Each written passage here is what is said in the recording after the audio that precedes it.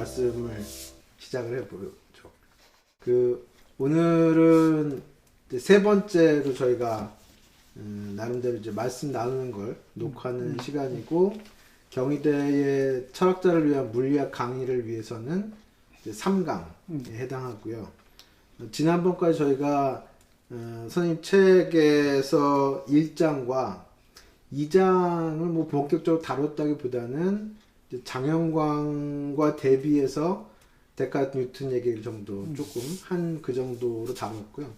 오늘은 그래서 이제 고전역학 부분에 이제 데카르트와 뉴턴이 이제 서구에서 근대 학문을 열고, 또 한편으로는 뉴턴이 장영광이 제시했던 이제 빈칸의 알의 구도를 이제 역사상 최초로 이제 꽉 들여채운 이제 성공적인 예측적 알을 구축했는데, 그거에 대한 이제 이야기를 선생님께 여쭤보고 들어보려고 합니다.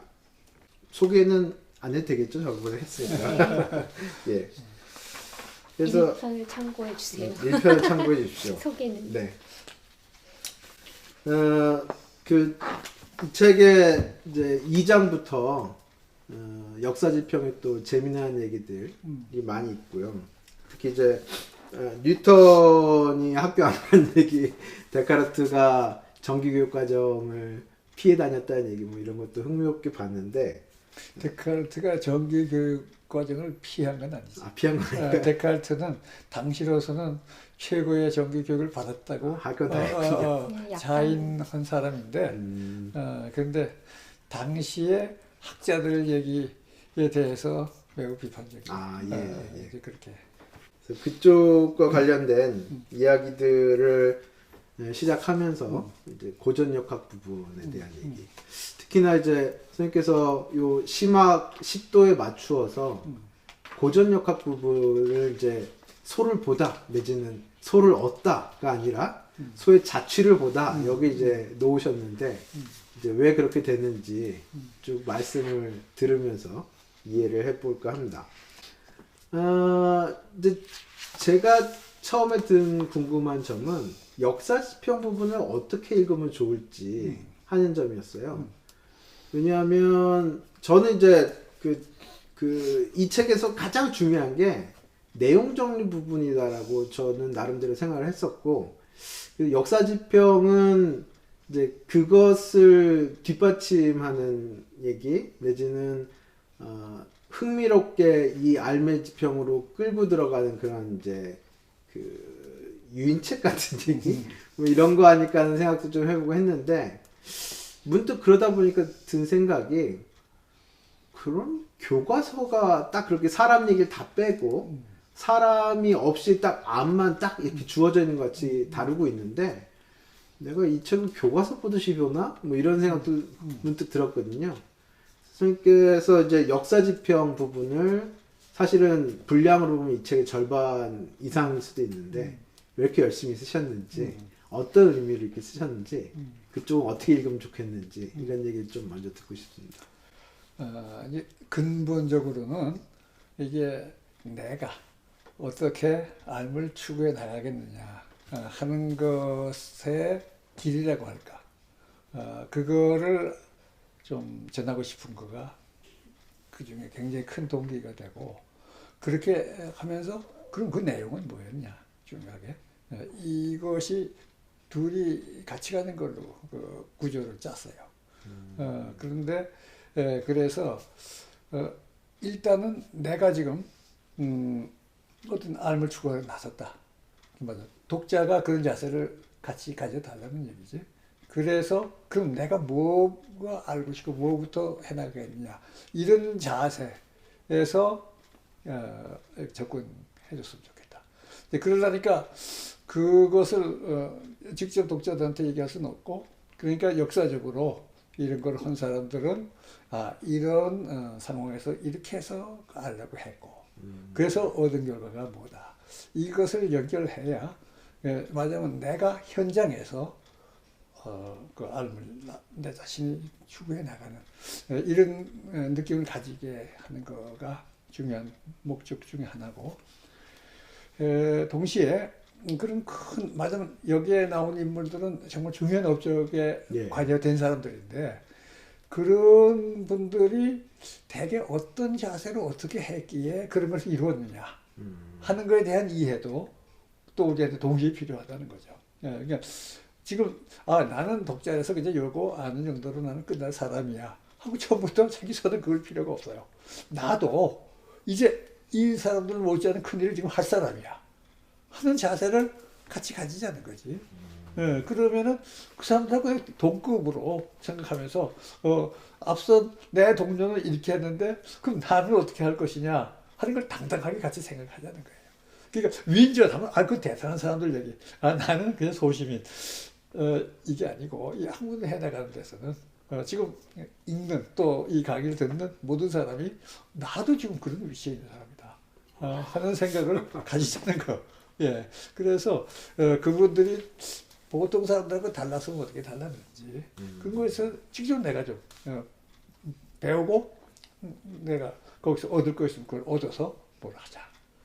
이런 취지가 함께 담겨 있다. 이렇게 보시면 되죠. 그러기엔 너무 대단하다. 아니 그러면 안 돼.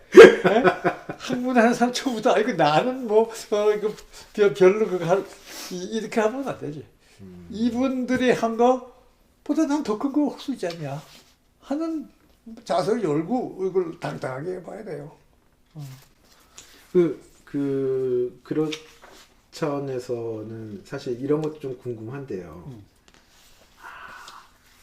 일장에 이제 장영광 선생님도 그랬고 뉴턴이나 데카르트도 그렇고 사실 이제 선생님께서 그러신데 나는 이 세계를 다 이해해 보리라.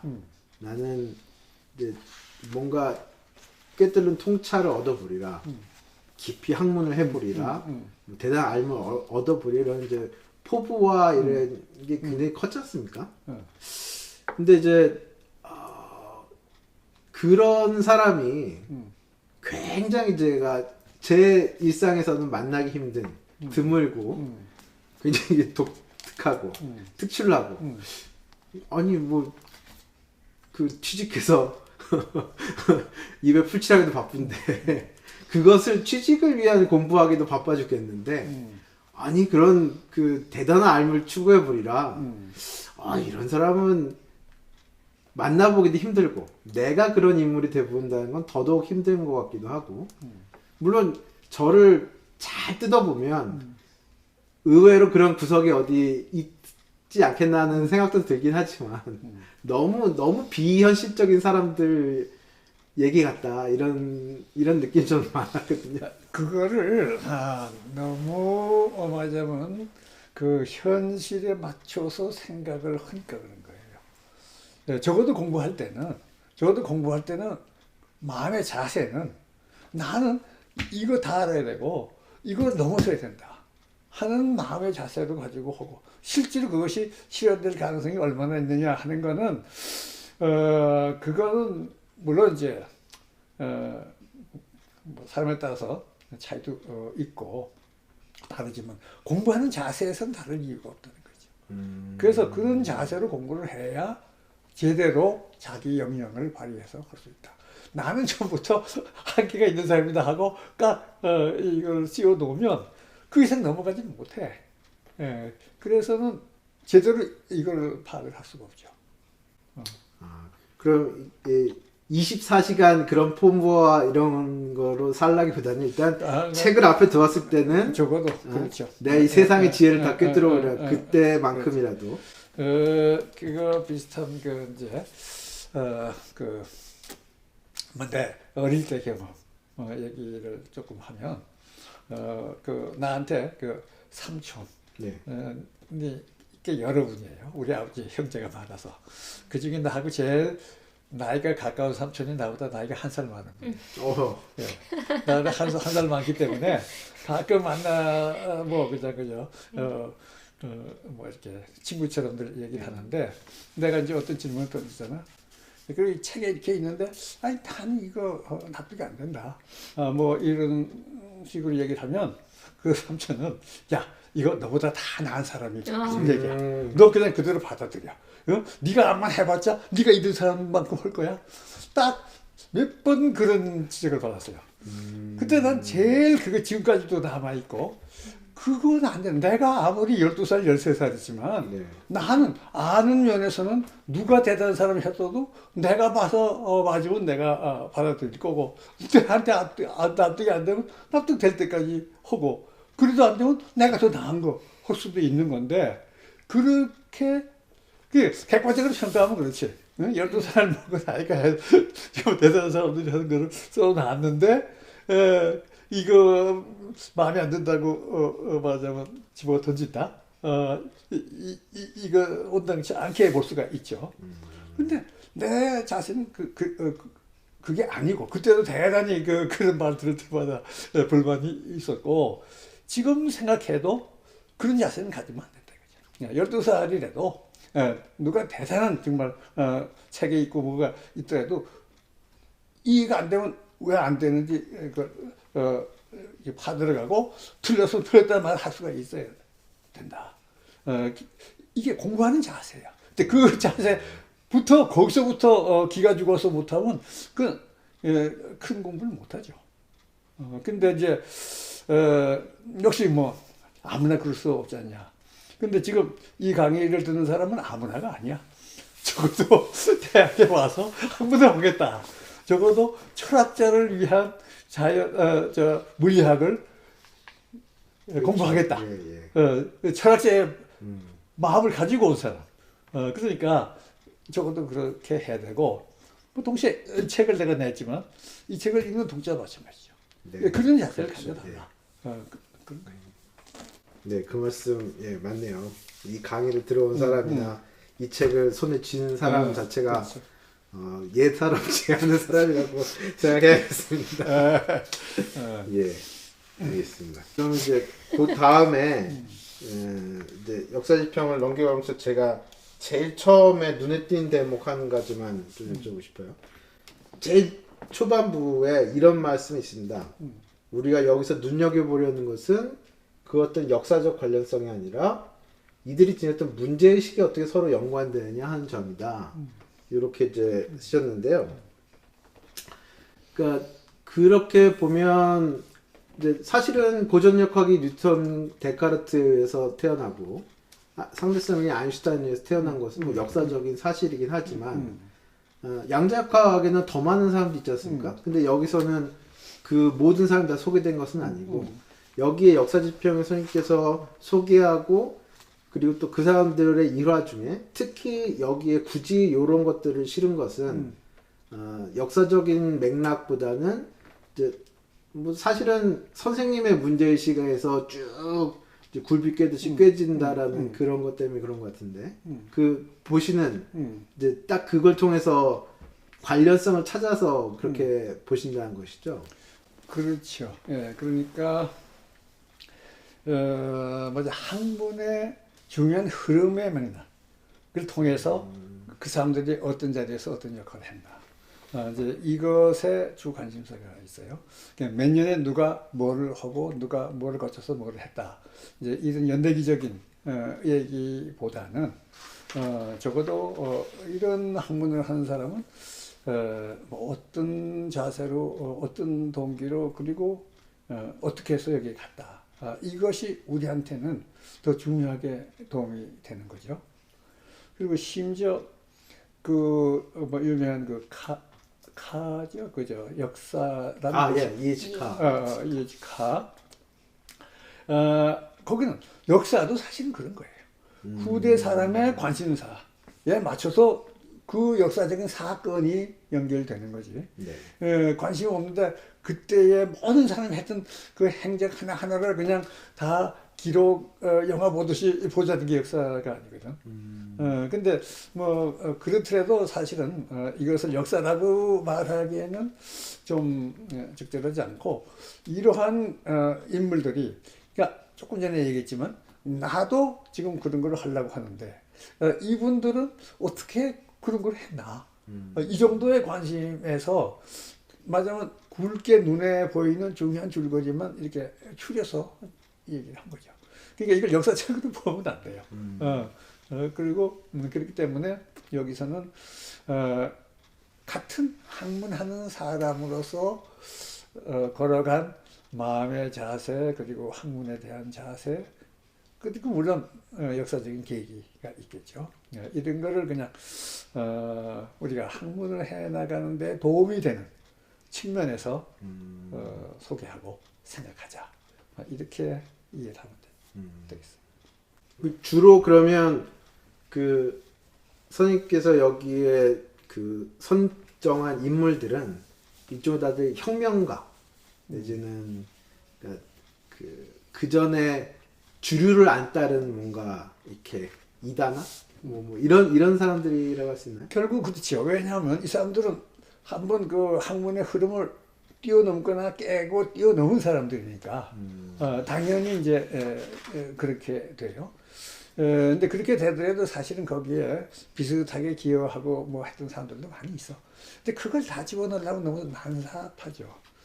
그래서 그 몇몇 사람을 이렇게 그 중점적으로 집중해서 그러니까 뭐 예를 들어서 우리가 픽션을 만든다 그럴 때 그 주인공 몇 사람을 이렇게 말하자면 내세워가지고 이 흐름이 머릿속에 이렇게 그 잘 들어오게 그렇게 짜야 되는 거나 마찬가지로 그래서 말하자면 역사 자체라기보다는 뭐 사극 비슷한 아 사극 그러니까 그런 면도 있죠. 뭐 내가 그래서 뭐 극적인 요소를 여기다 일부러 넣은 건 아니야. 하지만 적어도 그 뽑아낸 면에서는 그래서 너무 많은 사람 집어넣으면 혼란해 오히려. 그렇죠. 그래서 역사에 지금 여기에 관계되는 몇몇 사람 추려서 그분들을 여기 이제 나오는 사람 뒤에도 계속 나오는 사람이 있어요. 뭐 데카르트도 그렇고 그 다음에 뒤에는 뭐 아인슈타인도 뒤에 거듭 나오고 슈레딩가도 여러 번 나오고 뭐 이렇게 해서 그 몇몇 사람들의 행적을 통해서 이런 학문을 하는 이런 그 세계를 다시 머릿속에 재창조해서 보인 그러면 조금 더 지나치긴 한데 그런 면이 있죠. 내가 임의적으로 그게 추린 거예요. 선생님이 쓰신 사극이라고 보도록 하겠습니다. 많이 그렇게 돼버렸는데. 네, 알겠습니다. 그러면 이제 그 여기 구체적으로 좀 서술된 그 인물들에 대해서 좀 더 궁금한 것들 여쭤보고 싶은데 뭐 방금 말씀드린 거랑 비슷한 것 같기도 한데요. 그 2장까지로 보면 장현광, 데카르트, 뉴턴 이제 세 사람이 나옵니다. 이 사람들의 선생님께서 유독 부각시키고 있는 부분들은 제가 볼 때는 이렇게 권위에 그 순응하지 않고 내지는 권위에 눌려서 기죽지 않고 이런 부분에서 좀 더 나가면 말 잘 안 듣는 사람들. 심지어 저 옛날 플라톤이나 아리스토텔레스는 한마디도 안 적으리라 뭐 이러기도 하고 그 대단한 플라톤과 아리스토텔레스 텐데 그런 사람들인데 이 사람들의 공통점을 그냥 제가 딱 느끼기에는 야, 이 말 안 듣는 사람들이구나 라고 저는 느꼈고요. 근데 조금 더 이제 그 좋게 평가를 해주면 혁명가적 기질을 가졌다. 뭐 이렇게도 볼 수 있을 것 같은데, 뭐 그냥 말 안 듣는 기질을 주로 보신 건지, 혁명가라면 모름지기 이랬던 것이다라는 걸 뽑으신 건지. 근데 한 가지 더 하면, 이 사람들이 다, 어떻게 보면 이제 근거가 있을지 없을지 몰라도 엄청난 자신감을 갖고 있는데요. 이제 그런 것까지 포함해서 이 사람들의 공통점은 뭘로 보신 겁니까? 그래서 지난번에 우리가 여기서 잠깐 뭐 꽤 한참 논의한 거가 이 고전 학문과 근대 학문의 차이가 어디 있냐 할 때에 그 중요한 기준을 근대 학문은 이제 내가 말하자면 이 자리에서 모든 걸 다 재검토하고 그리고 가장 옳다는 걸 내가 찾아 나가겠다 하는 자세를 가졌느냐 안 가졌느냐. 예, 중요한 그 기준이 된다고 했죠. 그러니까 그 전까지 학문은 일단 앞에서 학문을 이미 전수해 준 그분들의 그것을 대단히 높이 여기고 그것을 일단 받아들이고 사실 거기서 거의 그치죠. 그러면서도 조금 납득이 덜 되는 걸 내가 살을 붙이는 이건데 이게 근대 학문 정신은 아니야. 근대 학문 정신은 일단 백지에서 누가 뭐랬든 내가 알고 싶은 것을 백지에서 출발해서 그 답을 참고 삼아 이렇게 해서 엮어 나가는 이런 건데 이분들이 이제 근대 학문의 기점에 섰다는 얘기는 그런 자세를 가진 대표적인 사람들이었다고 하는 게 특징이죠. 그래서 지난 시간에는 이제 동양 그 학문 세계에서 이제 이 장량권 선생이 내가 본격적인 학문을 내 힘으로 해보겠다고 나선. 근데 이게 사실 우리 그 동양 학문 세계에서 이 보통 용기가 있었던 게 아니죠. 근데 바로 그 역할을 서구에서는 데카르트가 아주 철저하게 했어요. 데카르트는 이제 뭐 예를 들어서 우리 쪽의 그 여헌하고 비교를 한다면은 좀 더 이 제도적인 교육을 잘 받았죠.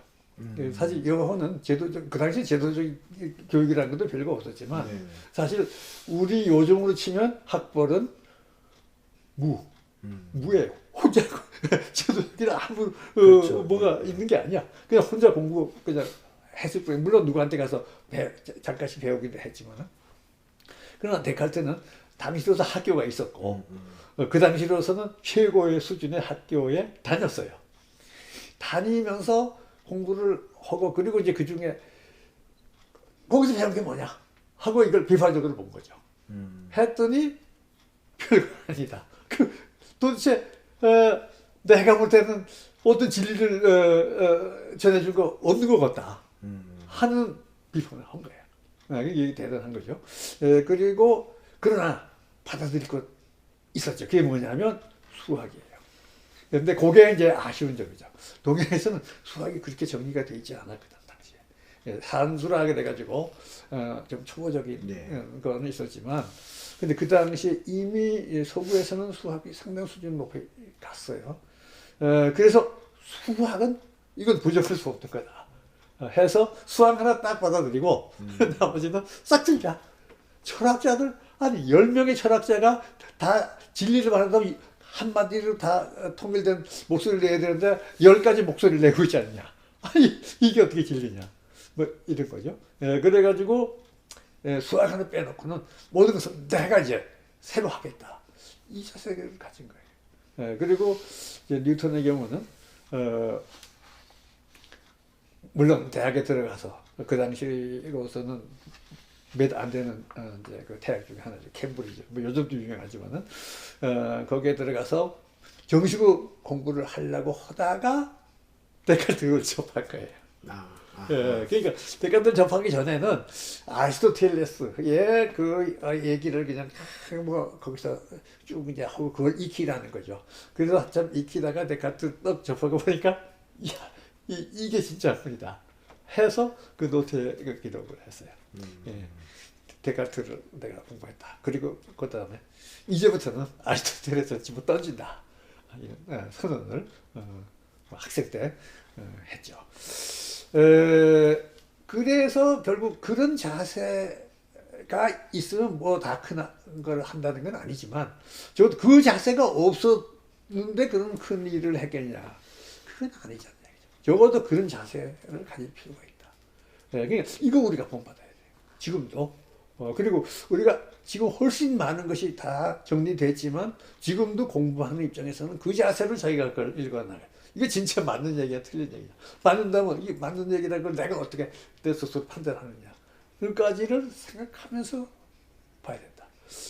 이 점을 거기서 우리가 좀 배우자는 거죠. 그러니까 선천적으로 그런 사람들은 누구한테 배우지 않고도 그런 자세를 가졌다고 봐야죠. 그전 이거 별로 없으니까. 지금은 우리 선배들이 그렇게 했으니까 지금 우리는 그 자세 가지는 게 그리 어렵지도 않아요. 정말 큰 업적을 내려면 뭐 꼭 업적의 목적은 아니지만 적어도 자기가 어떤 그 뜻 있는 이 학문적인 세계에 가겠다면 그 자세는 응당 저기가 본받아야 될, 이미 안 가지고 있다면 본받아야 될 필요가 있다는 거죠. 그런 의미에서 그 소개를 했다고 보면 돼요. 그 뭔가 의리의리한 것들이 서 있지 않을 때는 기존의 것들을 좀 우습게 보고 내가 다시 시작하지 이렇게 하는 마음을 갖기가 좀 좋기도 하지만 뭐 어마어마한 것들이 크게 화려하게 그리고 누구도 범접할 수 없게 서 있을 때에는 그러기 되게 어려울 것 같은데요. 지금도 마찬가지 아닙니까? 지금은 사실 이제 물리학의 경우에는 뭐 두세 번의 과학혁명을 거쳐서 이제 엄청난 양적인 엄청난 깊이의 이런 것들이 확립돼 있고 다른 분야들도 뭐 대학에서 다룰 수 있는 학문들의 종류와 양이라는 게 이제 뭐 어마어마할 정도로 됐는데 그런 상황은 그러니까 이분들이 이런 마음을 먹었을 때는 뭔가 완숙한 게 없거나 너무 구닥다리 고리타분한 게 돼서 이렇게 된 건지 아니면 정말 지금처럼 어마어마한 성체가 쌓여져 있는 상황인데도 아니면 도리어 그랬기 때문에 더더욱 그렇게 된 건지 그런 저간의 사정도 좀 말씀해 주세요. 그거가 재미난 그 이제 질문을 던졌는데 그 지금 우리 판단이야. 지금 현재 우리 판단인데 상대적일 것 같아요. 그때 그 사람들이 했을 때 대학에서는 의리의리한 권위를 가지고 나온 거야. 이 아리스토텔레스 이런 분, 또 뭐 성경에 그렇죠. 이런 예, 진리의 말씀, 뭐 다 있는 거예요. 이 우리 동양 전통에도 마찬가지. 성학십도, 네네. 그 퇴계 선생이 성학십도라 그래가지고 뭐 성인들에서도 내려온 참 중요한 걸 10가지로 다 정리해서. 그러니까 지금 우리가 볼 때 그렇지 그렇게 그 말하자면 가벼운 게 아니야. 그것만 공부하려도 뭐 일생을 해도 부족하다. 네. 전부 이렇게 돼 있을 만큼 돼 있죠. 하지만 그래도 그 핵심만 추려야. 그렇게 말하는 거면 도대체 그게 핵심만 추리는 뭐냐 하고 딱 하고 정리해 보면 별게 안 나올 수도 있다. 이런 거가 하나고, 네, 또 한 가지 말 더 할 거는 20세기 이제 후에 우리 다음에 공부할 네. 상대성 이론에 이제 곧 들어가면서 할 얘기인데 20세기 딱 들어설 때 19세기까지의 이제 고전역학의 이 권위라고 하는 것이 이야말로 큰 성취야. 이번에는 그때 과학 이전에 네. 그때 이제 생각은 이 과학 이전의 생각들을 넘어서 이제 과학에 의해서 만들어진 엄청난 것이 19세기 말까지 확립이 됐어요.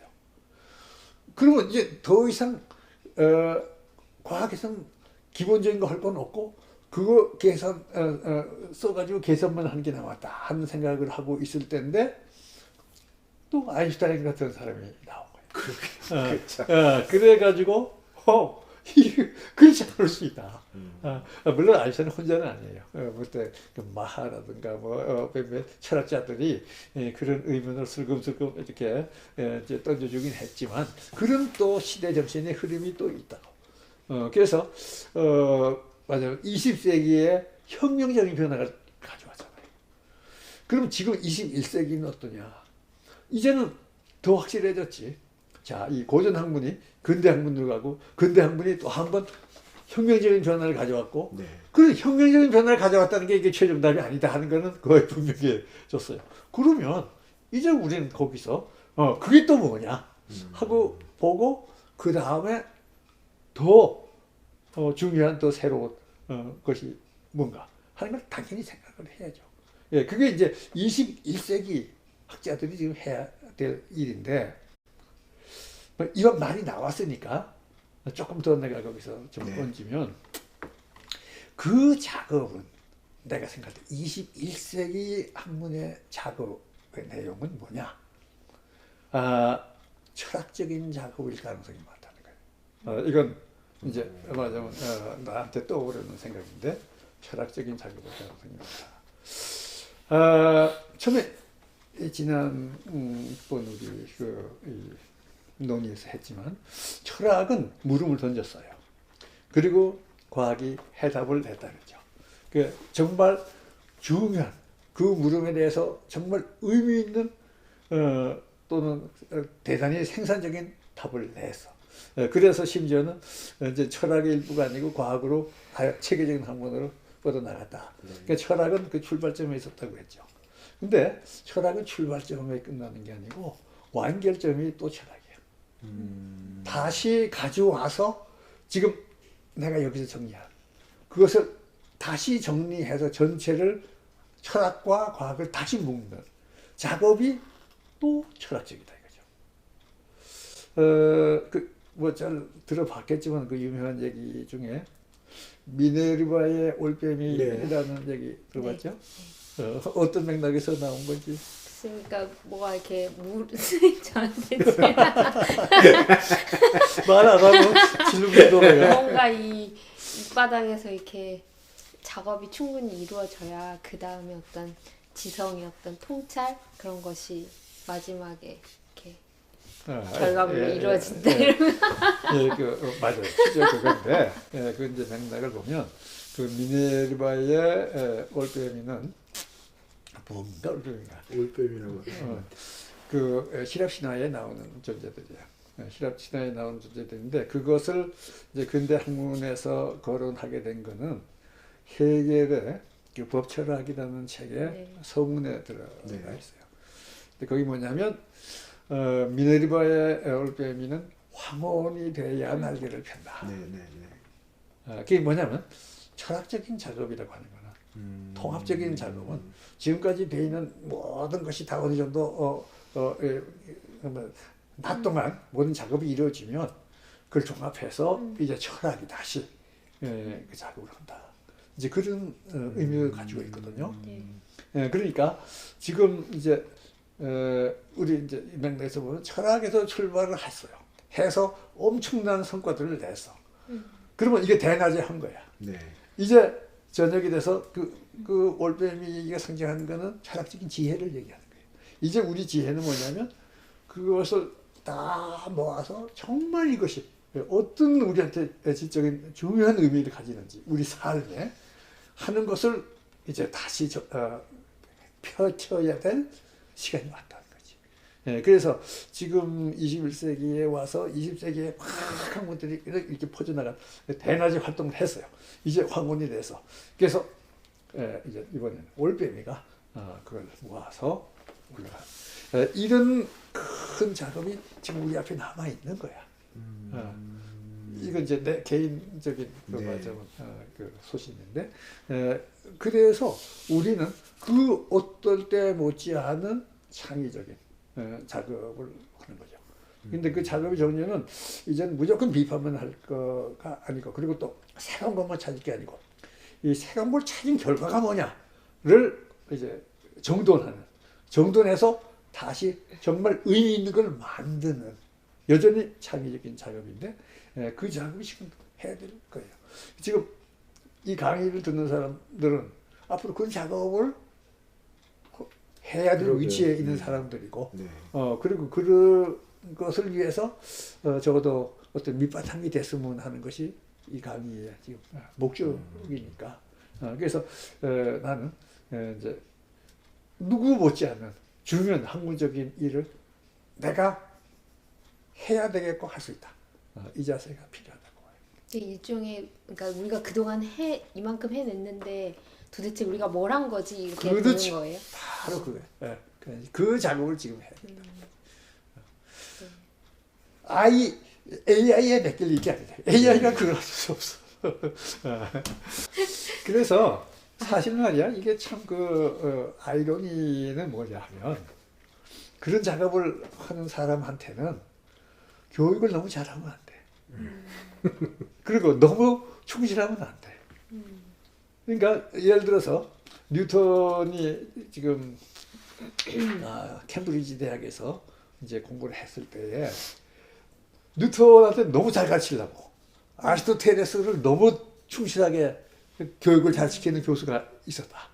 그러면 내가 여기 어디 썼지만은 뉴턴은 아리스토텔레스 철학자는 될 수 있지만 이거 할 수 없어요. 근데 좀 느슨했어 당시에. 느슨한 틈을 타서 자기가 할 수 있는 거 이렇게 한 거예요. 네. 그래서 교육에는 너무 철저하면 안 돼. 틈이 필요해요. 빈틈이 필요해. 그래서 숨 쉴 공간을 줘야지. 그 사람들이 창의적인 걸 하려면 뭔가 좀 이게 자기 할 수 있는 거. 근데 꽉꽉 조여가지고 꽉꽉 조여서 그거를 따라가게 하면 그거 못하면 낙오되고 그걸 해야 그저 그 단계에 그 다음 단계에 겨우 올라서는 이런 것이 되기 쉬운데 제도 교육의 문제가 그거 있어요. 제도 교육 너무 잘하면 좀 그렇게 되고요. 그 요즘 우리 학생들이 학교 못 가잖아요.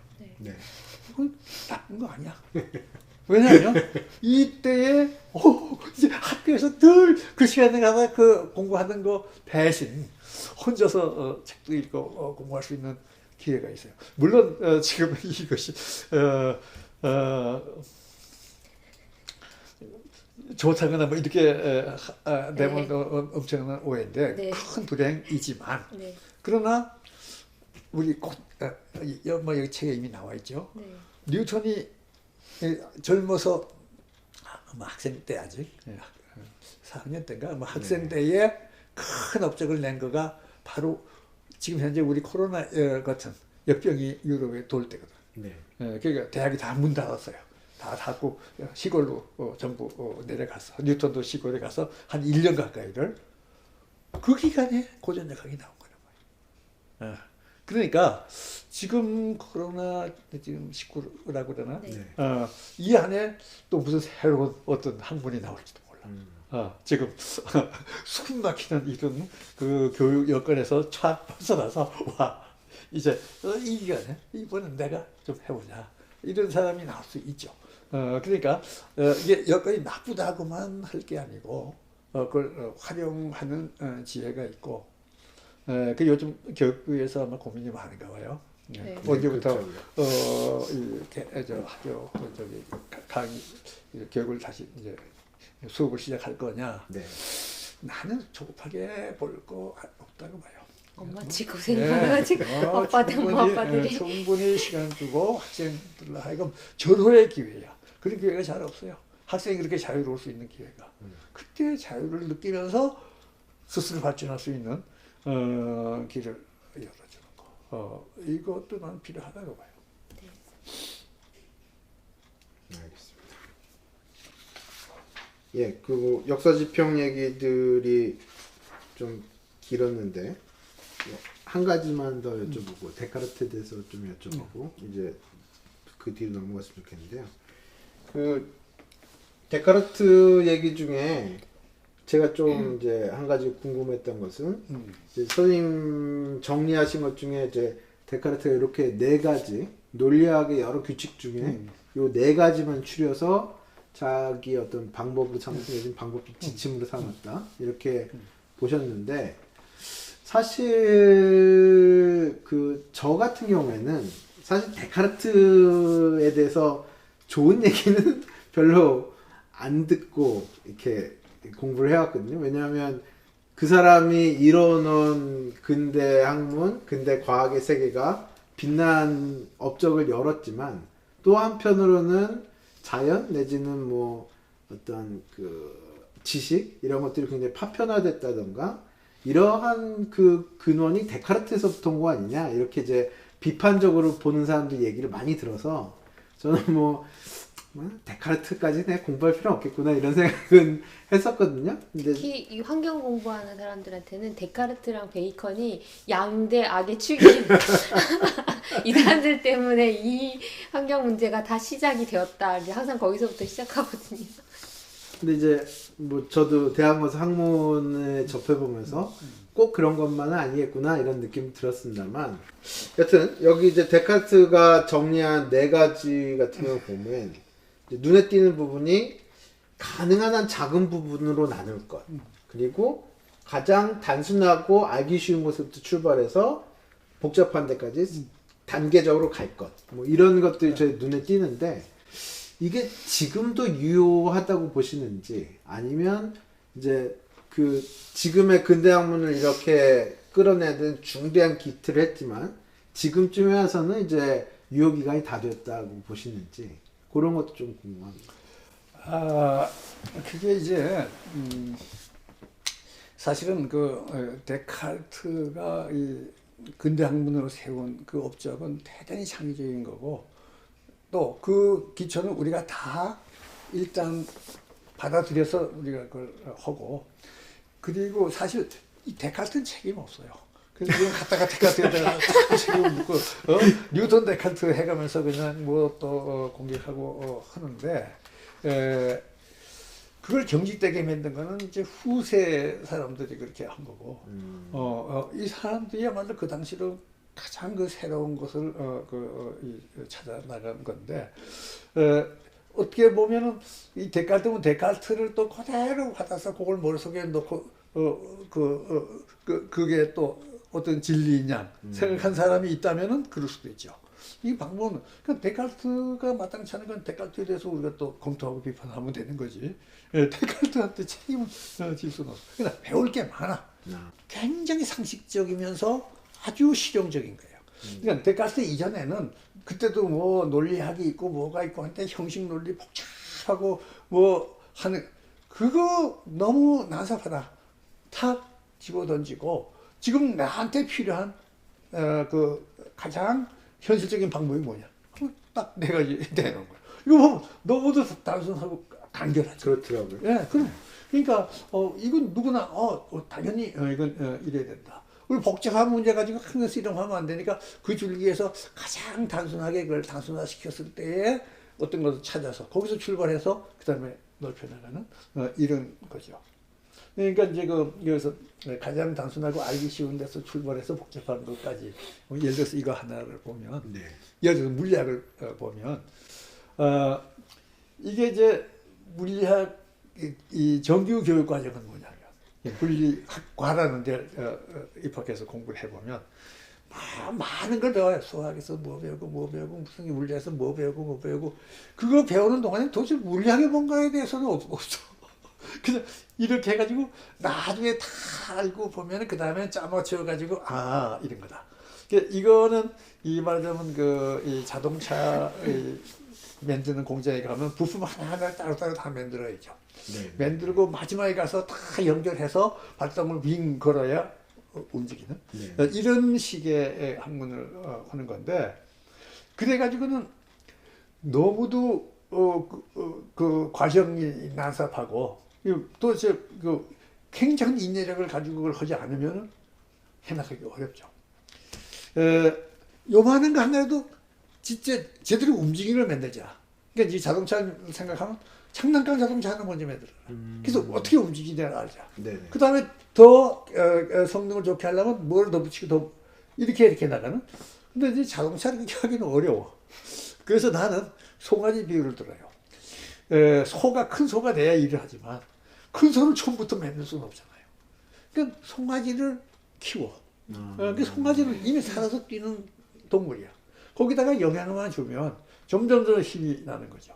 그러니까 학문의 송아지가 뭐냐? 그 송아지는 가장 간단하고 우리가 손쉽게 다룰 수 있는 거 먼저 하나 워킹하는. 그래도 살아 있다는 것이 그 안에 느껴지는 것을 하고 그리고 그걸 이제 좀 키워 나가는. 여기 데카르트의 방법 가장 단순하고 알기 쉬운 대상 하나를 먼저 확실하게 해놓고 그러니까 요게 또 복잡하고 또 더 현실성을 가지려면 뭐가 더 있어야 되고 이렇게 나가자는 거지. 이거 굉장히 좋은 방법이에요. 그러니까 우리가 본받을 필요가 있는 거죠. 저는 이제 이게 송아지를 키워나간다라고는 생각 못 해봤고요. 이렇게 소 다리도 보고, 소 뿔도 보고, 소 염통도 보고. 가장 간단한 게 뭐예요? 소 중에. 어디가 제일 송아지 집. 그러니까 바로 그래서 그것으로서 작업을 하는 제일 간단한 거 먼저 추려라. 그러니까 이제 많은 게 복잡하게 있지만 핵심만 해서 중요치 않은 가지 다 긁어내고 그래도 아직 완전하진 않지만 그걸로 작업하는 그걸 찾는 지혜. 그게 필요한 거예요. 선생님, 저 첫째는 이 편견 같은나 선입견 가지지 말라는 그런 뜻인가요? 그러니까 예를 들면 권위랄까 상식에 그렇지. 그러니까 비추어서 학문은 이제 우선 일단 아주 성인이 내려준 거니까 네. 의심이 되더라도 받아들여라 네. 하는 것에서 벗어나자는 거지. 네. 그래서 나한테 납득이 돼야 돼. 무조건 그러니까 내가 정신 바짝 차리고 있는데 나한테 이해가 안 되면 그건 내가 그 받아들이서는 안 되는 거지. 받아들이면 그건 도구마가 돼가지고 그냥 자기도 이해 못하는 거에 매여가지고 그걸 아는 걸로 착각을 해요. 근데 거기서 벗어나는 거예요. 이게 정답이다.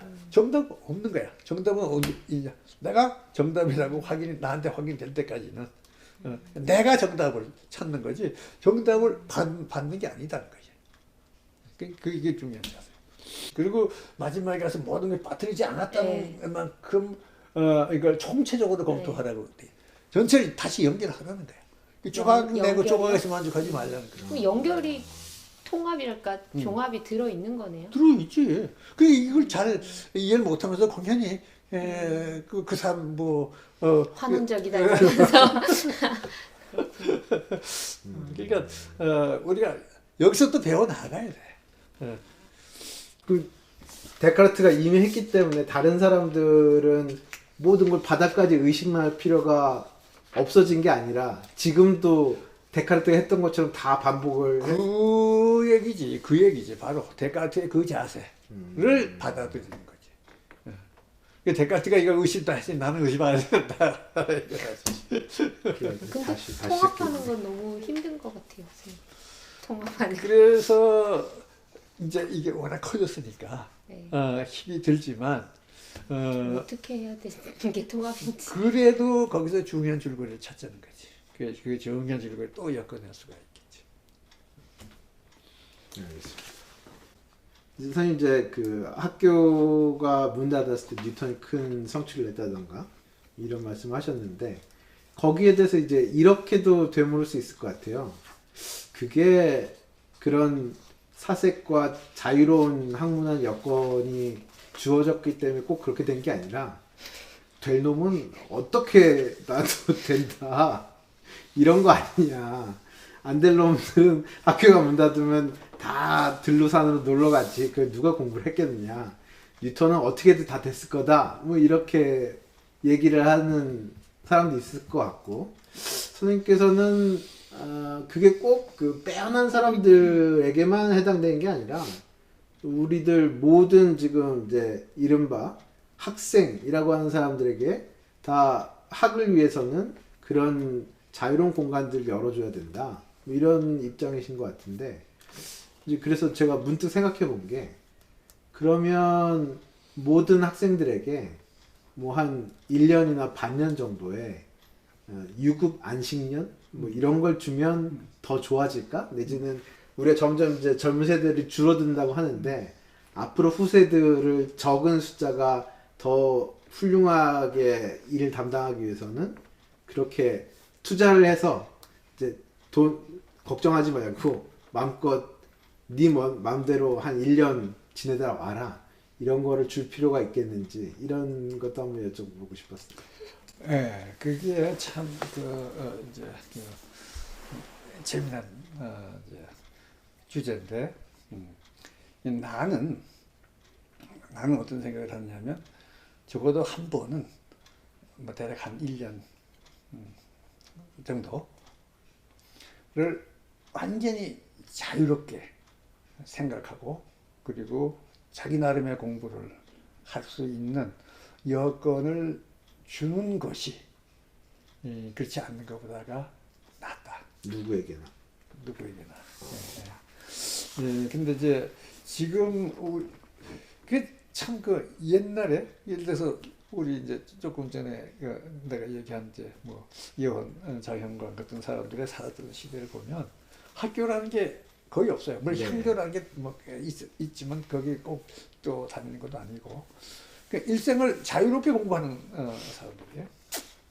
지금은 초등학교 이전에 벌써 유치원 전에 또 있더라고. 네. 뭐 어린이집 해가지고 하여간 태어나자마자 제도권 내 그 교육에 그냥 들어가는 거예요. 그 들어가가지고 거의 한시도 쉴 틈이 없어요.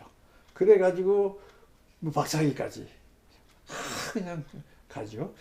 그러니까 그 기간 동안에 언제 자기 걸 생각할 수 있었겠느냐 하고 보면 별로 틈이 안 보여. 이게 정말 우리가 어떤 창의적인 학문을 한다고 할 때에 이것이 가는 길이겠느냐 하는 생각이 있어요. 그래서 근데 우연이라기보다는 너무도 흥미로운 것이 뉴턴 그리고 아인슈타인 두 사람 다 두 번씩의 공백을 가지고 있어요. 그러니까 첫째 공백은 대학 들어가기 이전의 공백. 그러니까 맞아 우리로서는 중고등학교를 제대로 다니지 않고 혼자 공부한 기회. 그 다음에는 대학 들어간 이후의 공백. 그러니까 이제 뉴턴은 바로 그 1965년 이제 전염병 문제 때문에 갖고 아인슈타인은 실업이 돼가지고 취직이 안 돼가지고 3, 4년 혼자 공백을 가졌어요. 그리고 나서 놀라운 업적이 나왔죠.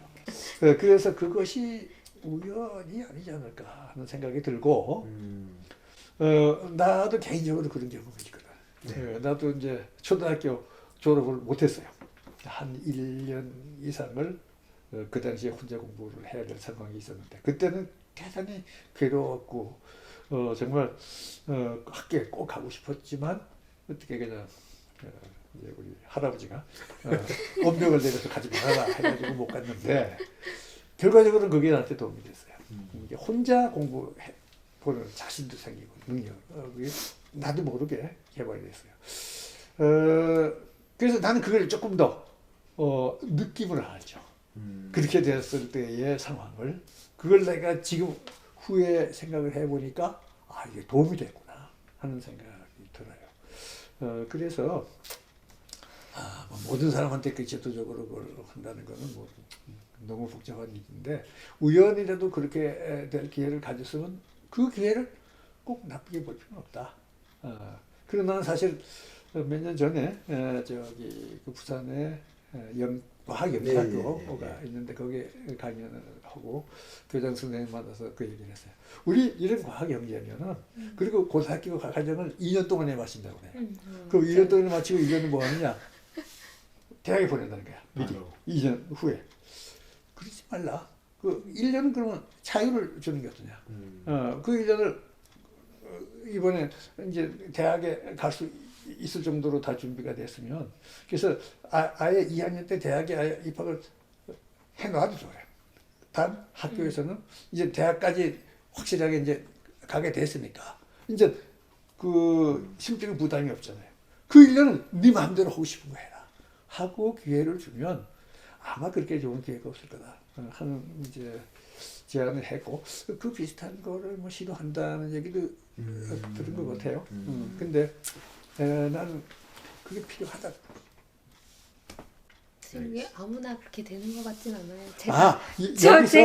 여기서 아무나라는 게 문제야. 우리는 자기도 모르게 벌써 이게 될 사람 되고 뭐 능력이 이게 저걸 만들잖아. 능력의 차이라고 하는 걸 갖다가 딱 그게 크게 잘못된 거예요. 모든 사람의 기본적 능력은 같다 하는 대전제 아래 그걸 어떻게 키우느냐에 차이가 있다. 왜냐하면 DNA의 차이가 별로 없다고.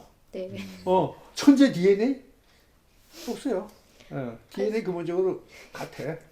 그러니까 그 다음부터 그것을 어떻게 근데 이제 그거는 자기 스스로가 할 수 없는 면이 있죠. 어릴 때 자기 환경을 자기가 만들 수는 없어요. 부모라든가 학교 주변에서 이렇게 만들어 주니까 자기한테 책임을 꼭 둘 수는 없지만 태어날 때부터 근본적인 차이가 있다는 거는 큰 우리 잘못이야. 그래서 그렇게 해서 아예 낙인을 찍어버리는 거 이것처럼 나쁜 게 없어요. 그래서 누구나 나도 아인슈타인, 나도 뉴턴 다 아인슈타인. 이런 자세로 일단 살아가야 돼. 그리고 그런 사람들 20대에 뭘 했는데 난 지금 벌써 40대인데 나는 좀 특별해서 난 40대 이후에 물어보는 사람이야. 하는 자신을 가질 수도 있지. 그러니까는 미네르바의 부흥에 나는 그럴 수도 있어요. 절대로 기죽을 필요 없다. 낯이 너무 길어요, 쌤. 예. 아니, 쌤, 저도 고등학교 때랑 대학교 때 1년씩 쉬었었거든요. 어쩐지 이게 좀 다르더라고. 아, 정말요? 쌤, 저 선행학습 했는데. 예. 학원 다니면서 예. 선행학습 예. 하느라고. 예. 근데 지금도 다들 집에서 선행학습하고 있을 것 같아요. 그래. 예. 인터넷으로. 선행학습. 네. 그럴 데가 없는데. 그 학교 어차피 나 배울 거 아니야. 그걸 미리 할 필요는 전혀 없고. 그러니까. 그때 아니면 못할 거. 이거를 해야 돼요. 네. 알겠습니다. 어휴, 역사지평이 거의 1시간 했는데 예, 끊고 잠깐 쉬다 넘어가면 할까요? 좋겠네. 어, 예.